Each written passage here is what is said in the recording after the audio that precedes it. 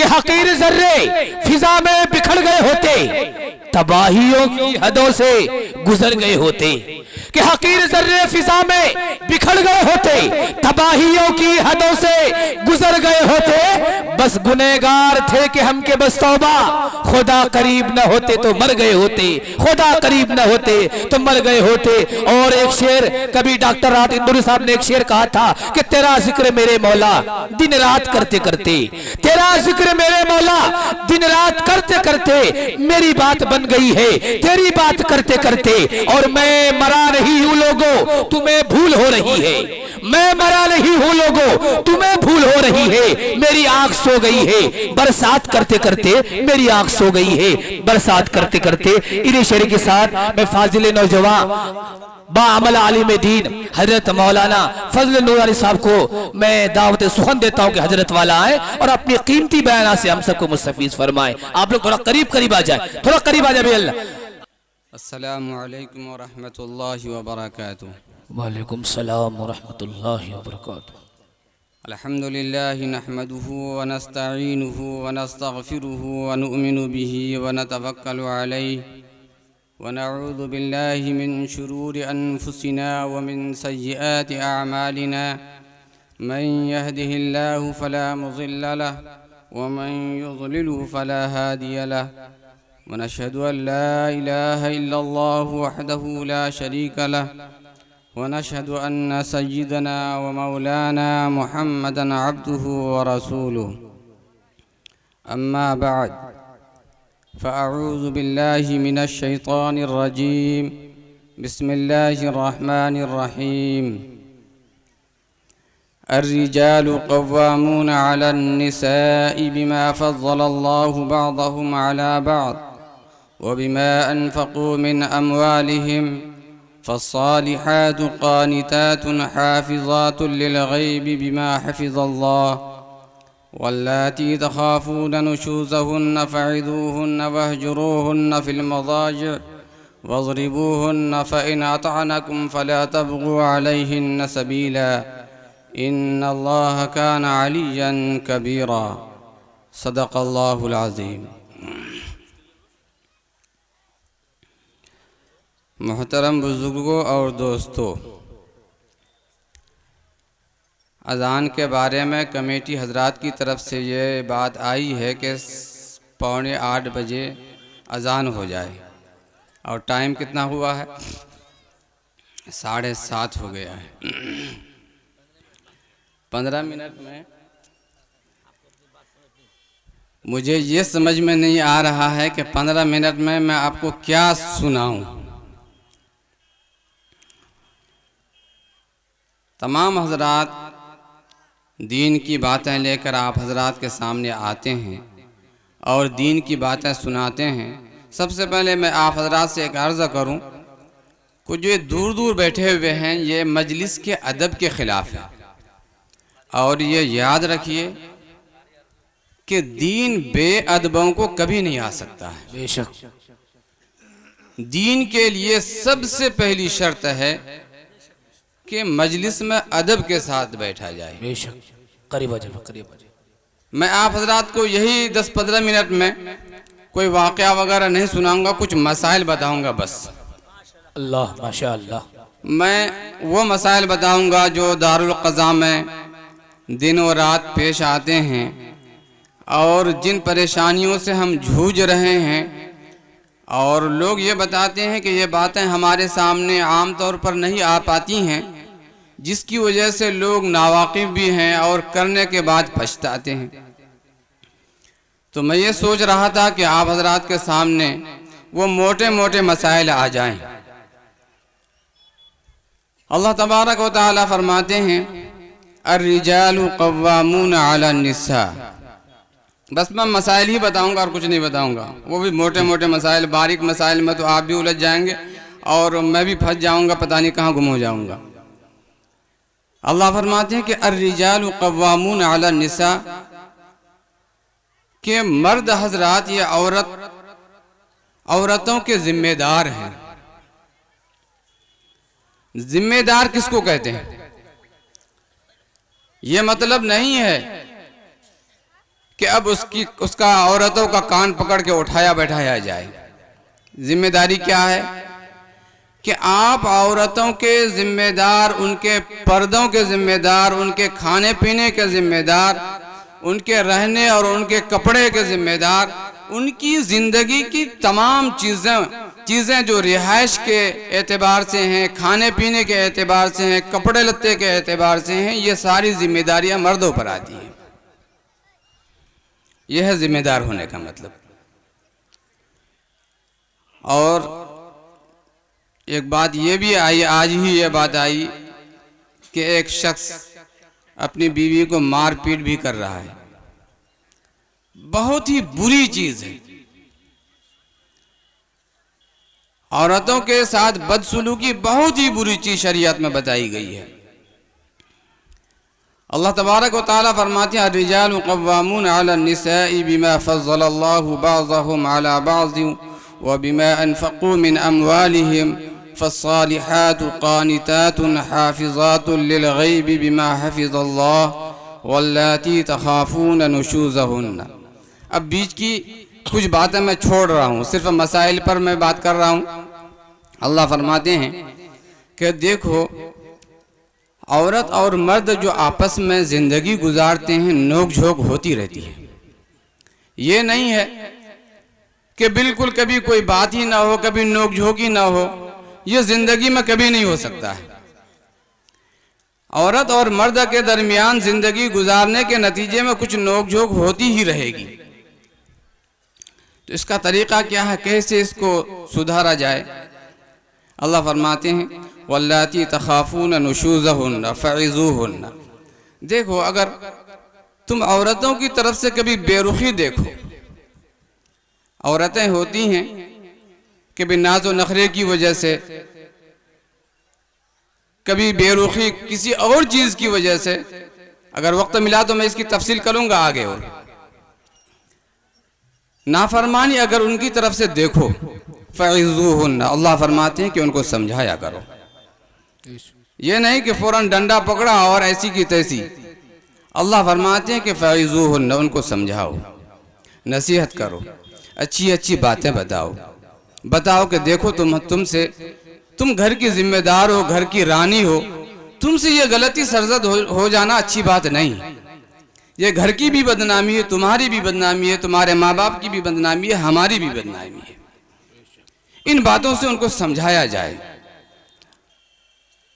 फ़इज़ूहुन्न वहजुरूहुन्न fill मज़ाज। दूसरा step बताया, कभी ऐसा हो सकता है कि नाइत्तिफ़ाक़ी ज़्यादा बढ़ गई, समझाने से बात समझ में नहीं आ रही है। अल्लाह फरमाते हैं, वहजुरूहुन्न फ़िल मज़ाज। उनको कभी बिस्तर में तन्हा अकेले छोड़ दिया करो। तुम अकेले सोया करो, उनको अकेले तन्हा बिस्तर में छोड़ दो। 2-3 दिन में उनको एहसास होगा कि हमने कैसी गलती कर ली कि अपने घर बार को, माँ बाप को छोड़कर एक शौहर के पास आया और वही मुझसे नाराज हुआ जा रहा है। उनको समझ में आएगी और अपनी गलती को सुधारने की कोशिश करने लगेगी। वज़रिबूहुन्न। तीसरा स्टेप अल्लाह तबारक व तआला ने बयान फरमाया कि अगर बात चीज से भी न समझे, बिस्तर अलग करने से भी न समझे, तो वह वज़रिबूहुन्न, थोड़ी बहुत तंबीह की इजाजत दी गई है। यानी हाथ से थोड़ी बहुत तंबीह की इजाजत दी गई है। एक आध थप्पड़ लगा दें। किस सूरत में? 2 स्टेप पार करने के बाद तीसरे स्टेप में। ये बात अच्छी तरह याद रख लें। कभी आप ये न कहने लगे काजी साहब तो मारने की इजाज़त दे रहे थे और मसला बता रहे थे कि मार भी सकते हैं औरतों को। ये याद रखें, हर चीज़ को अच्छी तरह सुनिए। इसलिए मसाइल बयान करने से आम मजलिसों में मना किया जाता है कि बताएं कुछ, समझेंगे कुछ और हो जाएगा कुछ से कुछ। ये बात अच्छी तरह याद रखिए कि ये तीसरा स्टेप है। ये भी इतनी गुंजाइश है कि उसके बदन पर दाग ना आने पाए, ये भी याद रखिए। तंबीह के तौर पर एक शरीफ खानदान की बच्ची है, अगर उसके बदन पर थोड़े तंबीह के तौर पर और गुस्से पर हाथ रख दिया जाए तो पानी पानी हो जाएगी और अपनी जिंदगी में सुधार पैदा कर लेगी। यह है इसका मतलब और नतीजा। तीसरा स्टेप हो गया वो।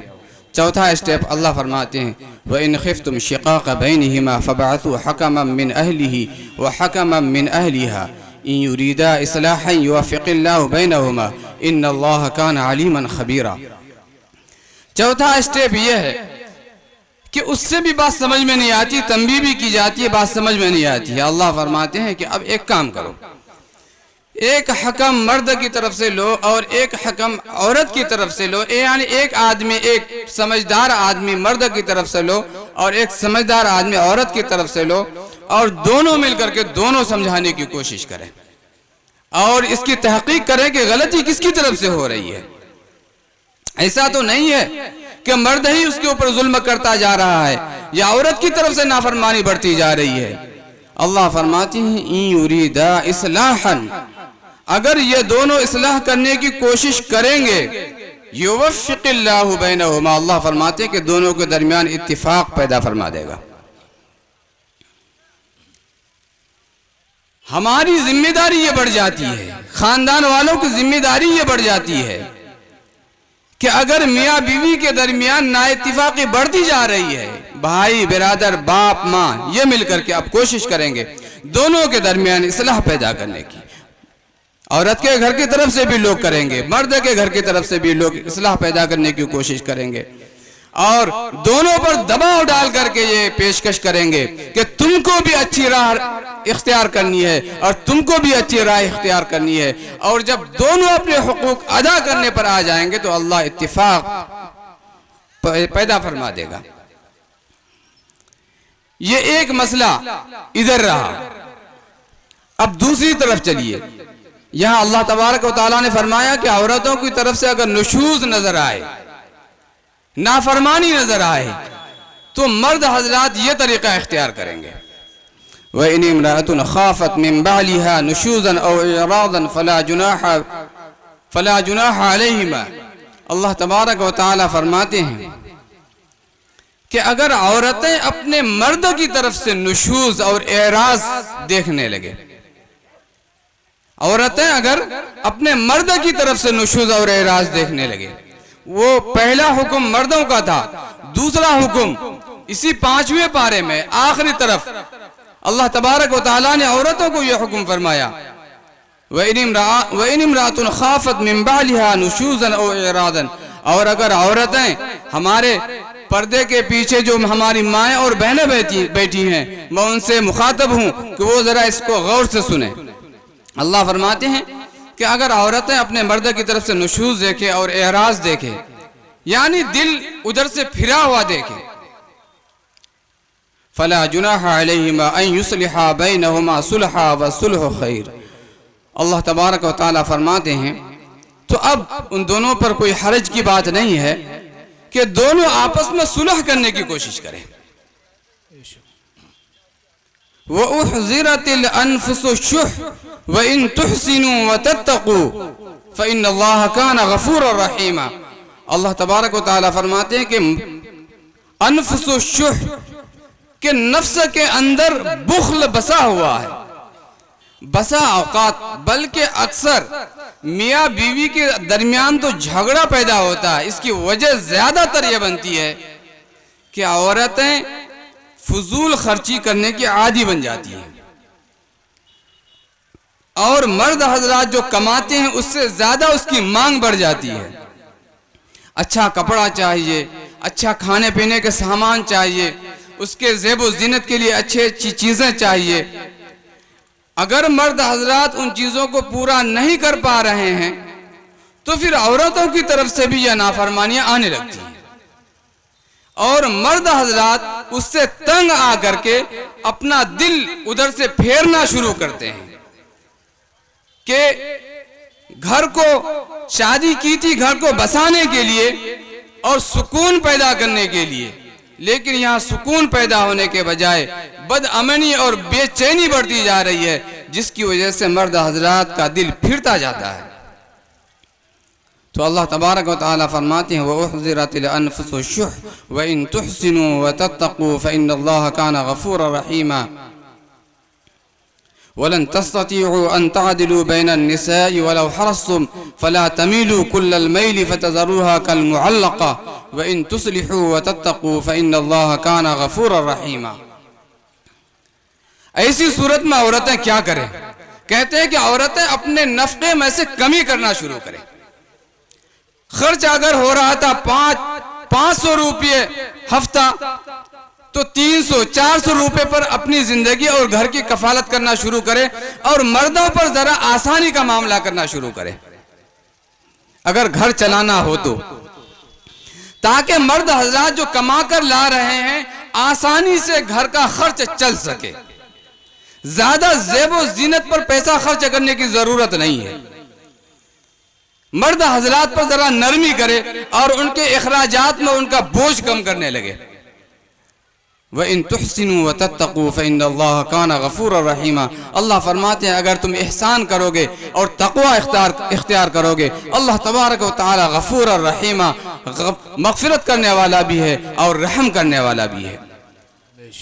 आगे अल्लाह फरमाते वलन तस्ततीअू अन तअदिलू बैनन निसा वलौ हरस्तुम फला तमीलू कुल्लल मैल फतज़रूहा कल मुअल्लक़ा। ऐसा कभी कभी होता है किसी के पास 2 बीवियां हैं। 2 बीवियां जब होती है उस वक्त ज्यादा झगड़ा होता है और झगड़े की वजह क्या बनती है? दोनों के दरमियान बराबरी का न पैदा होना। किसी की तरफ तवज्जो ज्यादा होती है, किसी की तरफ तवज्जो कम होती है और पता चलता है कि दोनों के दरमियान नाइत्तिफाक़ी शुरू हुई और झगड़ा और लड़ाई मार और हाथापाई की नौबत आने लगती है। अल्लाह फरमाते यहाँ क्या करना है? अल्लाह फरमाते वलन तस्ततीअू अन तअदिलू। अगर 2 औरतें हैं कि दोनों के दरमियान मुकम्मल बराबरी करना किसी के बस की बात नहीं। क्यों बात नहीं है? कल्बी रुझान इंसान ये हो नहीं सकता है कि दोनों की तरफ कल्बी रुझान बराबर हो जाए। किसी की तरफ कल्बी रुझान ज्यादा होगा, किसी की तरफ कल्बी रुझान कम होगा। तो अल्लाह फरमाते हैं कि ये तो हो सकता है। वलन तस्ततीअू अन तअदिलू, तुम इसमें बराबरी इख्तियार हरगिज कर ही नहीं सकते हो। फिर क्या करना है? अल्लाह फरमाते हैं लेकिन ये भी ना होने पाए कि बिल्कुल एक को एक किनारे पर छोड़ दिया और दूसरे के साथ अपनी जिंदगी गुजारना शुरू कर रहे हैं। एक अपनी जिंदगी अधेड़ जिंदगी में गुजार रही है और परेशानी में गुजार रही है और दूसरे के साथ दूसरी की जिंदगी तुम हंसी खुशी गुजार रहे हो। ये भी नहीं करना चाहिए। किसी को बिल्कुल मुकम्मल छोड़ दो, ये भी नहीं होना चाहिए। हत्तल इम्कान खाने पीने कपड़ों में इन चीजों में तो बराबरी करना ही पड़ेगा। कल्बी रुझान किसी की तरफ ज्यादा हो सकता है, किसी की तरफ कम हो सकता है। तो अल्लाह तबारक व तआला फरमाते हैं कि इसमें अल्लाह ताला की तरफ से गुंजाइश है, ये हो सकता है। लेकिन खाने पीने में, कपड़े लत्ते में, रहन सहन में, इन चीजों में बिल्कुल बराबरी करना ही पड़ेगा। जो इंसान बराबरी नहीं करेगा वो अपने ऊपर जुल्म का इर्तिकाब करेगा। अच्छा, आदमी जब इन उलझनों में फंसता है और उन्हें ये पता नहीं होता है कि इसका इन मसाइल के हल करने का तरीका क्या है, तो फिर वो करता क्या है? उनके पास एक हथियार है। अल्लाह तबारक व तआला ने हर आदमी को, हर मर्द को एक हथियार दिया है अपनी जिंदगी को बेहतर बनाने के लिए। वो हथियार क्या है? अत-तलाक़ मर्रतान। लफ्ज़ तलाक इंसान के लिए, इंसान की जिंदगी को महफूज करने का एक जरिया और हथियार है। आज हमने इसको गलत इस्तेमाल करना शुरू कर दिया। आपने एक बंदूक लाइसेंस पर लिया, क्या मकसद होता है उसका? दुश्मनों से अपने घर की हिफाजत करना और अपने नफ्स की, अपनी जान की हिफाजत करना। लेकिन अगर आदमी को गुस्सा आ जाए और उस बंदूक से लेकर के अपना दुश्मन को छोड़ करके अपने भाइयों पर और अपने माँ बाप पर और अपनी बीवियों पर या अपनी जान पर खुद अपने ऊपर हमला कर दे, तो उस बंदूक का फायदा क्या होगा? फायदा होने के बजाय नुकसान होना शुरू हो जाएगा। आज बिल्कुल यही हो रहा है। लफ्ज़ तलाक क्यों दिया गया था? टाइम तो बहुत हो गया, सिर्फ ये तलाक पर थोड़ा सा समझ लीजिए।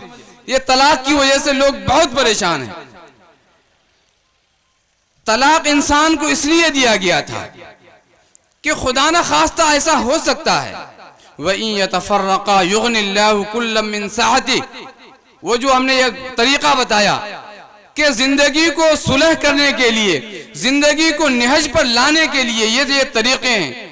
अल्लाह फरमाते हैं कि अगर इसमें भी बात समझ में ना आए और दोनों के दरमियान इत्तेफाक होने की कोई सूरत पैदा न हो सके तो उस वक्त आदमी क्या कर सकता है? अल्लाह फरमाते हैं वइन यतफर्रका युगनिल्लाहु कुल्लम मिन साअति, अगर दोनों खानदान की तरफ से ये तय हो जाए और समझा बुझा करके जितना स्टेप थे सारे स्टेप पर अमल कर लिया गया, अब भी दोनों के दरमियान इत्तेफाक नहीं हो रहा है, तो अब क्या करेंगे?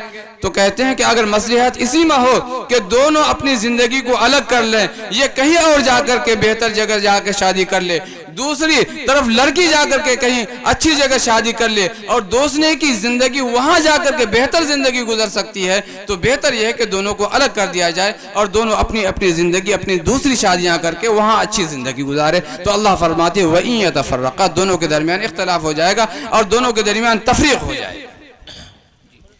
तो लफ्ज तलाक इसी के लिए दिया गया था कि अगर जिंदगी तलाक निकाह में रहते हुए जिंदगी निभने की कोई सूरत न पैदा हो सके तो उसको अलग करने की क्या सूरत हो सकती है? अल्लाह फरमाते कि लफ्ज तलाक के जरिए से दोनों के दरमियान तफरीक पैदा कर दी जाएगी और दोनों की जिंदगी अच्छी बन जाएगी।